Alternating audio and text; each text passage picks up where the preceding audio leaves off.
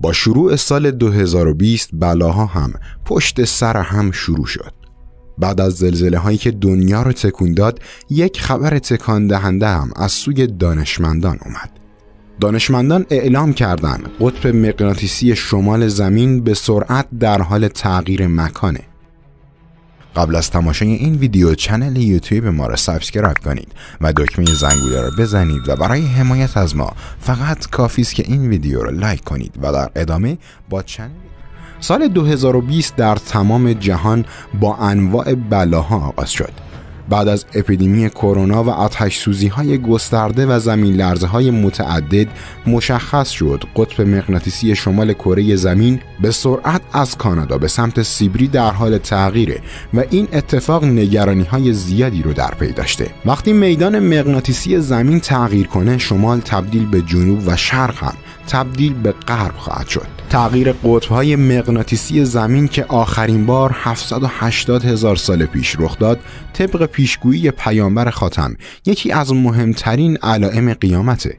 تغییر مکان قطب‌های مغناطیسی زمین بعد از صدها هزار سال باعث وحشت انسان‌ها شده. پیامبر اکرم 1400 سال قبل فرمودند تا زمانی که خورشید از غرب طلوع نکند، قیامت رخ نخواهد داد. آن زمان هر کس ایمان هم بیاورد فایده ای ندارد. زلزله هایی که پشت سر هم رخ می دهد، بالا آمدن دریای اسپانیا، آتش سوزی های استرالیا، سیل ها و تگرگ ها و زیر آب رفتن وندیک، گرم شدن زمین و اپیدمی ویروس کرونا در چین، سقوط هواپیما و سقوط بهمن ها در جهان. چه اتفاقی افتاده؟ قیامت روز به روز نزدیکتر می شود. قطب مغناطیسی شمال به سرعت در حال حرکت از کانادا به سمت سیبری است. این حرکت به حدی سریع است که آژانس ملی زدکای آمریکا و دانشمندان مرکز دفاع جغرافیایی انگلیس مجبور شدند سیستم‌های شناسایی میدان‌های مغناطیسی کره زمین و سیستم‌های ناوبری مدرن جهانی رو بروزرسانی کنند. این بروزرسانی آخرین بار در سال 2015 انجام شده بود و پیش بینی میشد تا سال 2020 بدون هیچ مشکلی کار کند، اما میدانهای مغناطیسی در سالهای اخیر به سرعت دستخوش تغییرات شد. اما میدانهای مغناطیسی کره زمین چیست؟ این قدرت نادیده ناشی از حرکات‌هایی که در هسته زمین در عمق 3200 کیلومتری زمین رخ می‌دهد میباشد. این هسته که از آهن و مواد مذاب تشکیل شده و دارای حرارتی بالغ بر 5700 درجه سانتیگراده برابر با 2/3 حجم کره زمینه که میدانهای مغناطیسی کره زمین از همین هسته نشأت میگیره. اما میدانهای مغناطیسی کره زمین و دیگر سیاره‌ها دقیقاً به چه شکل تشکیل میشن هنوز مشخص نیست. سیاره‌ها مانند یک دینام عظیم و جثه عمل کرده و میدان مغناطیسی خود رو تولید می‌کنند. قطب‌هایی که توسط میدان‌های مغناطیسی ایجاد شده‌اند در جهان ثابت نیستند و در طول تاریخ بارها جابجا شدند و شمال و جنوب تغییر مکان دادند. آخرین بار 40,000 سال پیش یک تغییر مکان ناموفق بین قطب‌های مغناطیسی رخ داده. آخرین جابجایی موفق به 780,000 سال پیش برمیگرده. میدانهای مغناطیسی سیارمون هزاران سال بلکه میلیون‌ها سال میتونن به همین شدت باقی بمونن، اما بعضن به دلایل نامعلوم شدتش کم میشه و در پی اون در عرض چند هزار سال قطب‌ها جابجا میشن. طلوع خورشید از غرب یکی از بزرگترین علائم قیامته.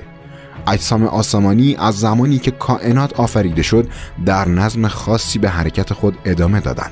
بالاخره زمانی که خورشید از غرب طلوع کنه، هر کسی با دیدن اون اتفاق از به پایان رسیدن دنیا یقین حاصل خواهد کرد. اما چون دروازه توبه دیگر بسته شده، این یقین دیگر سودی به حالشان نخواهد داشت و فرصتی باقی نخواهد ماند. اما علائم قیامت کدام ها هستند؟ آیا تمام علائم قیامت رخ داده؟ تا به امروز بسیاری از علامت‌های قیامت رخ داده‌اند. در سال 2020 این علائم بیشتر هم شده. همه علامت‌های کوچک رخ داده‌اند و علامت‌های بزرگ هم به زودی رخ می‌دهند. اینها نزدیک بودن قیامت را نشان می‌دهند. هر روز یک قدم نزدیکتر می‌شویم. در واقع اکنون در وقت‌های تلف شده داریم بازی می‌کنیم.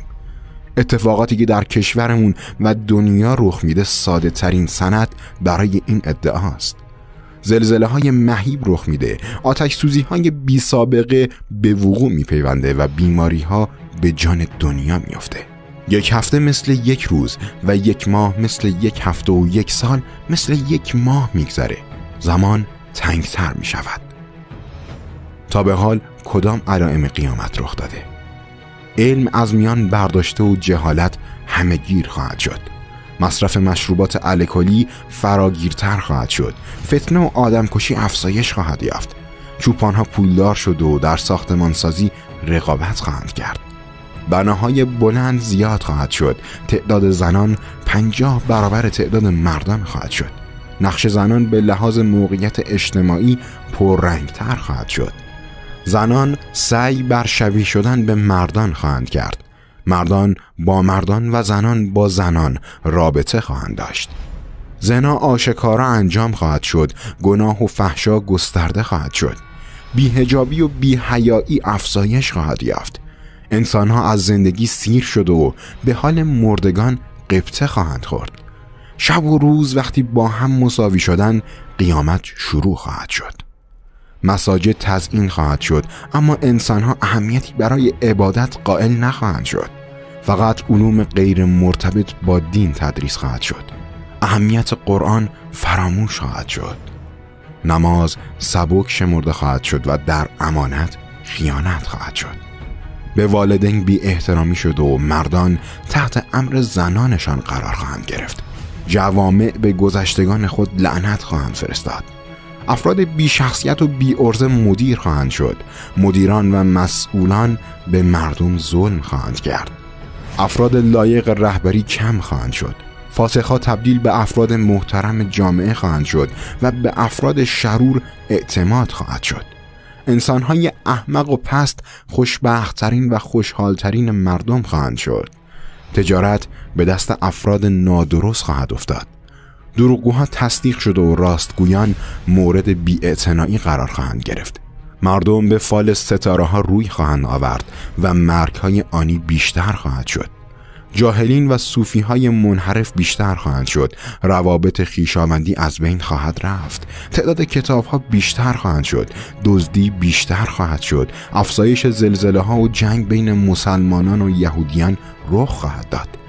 اما علائمی که هنوز رخ نداده‌اند کدامند؟ پیدایش دجال.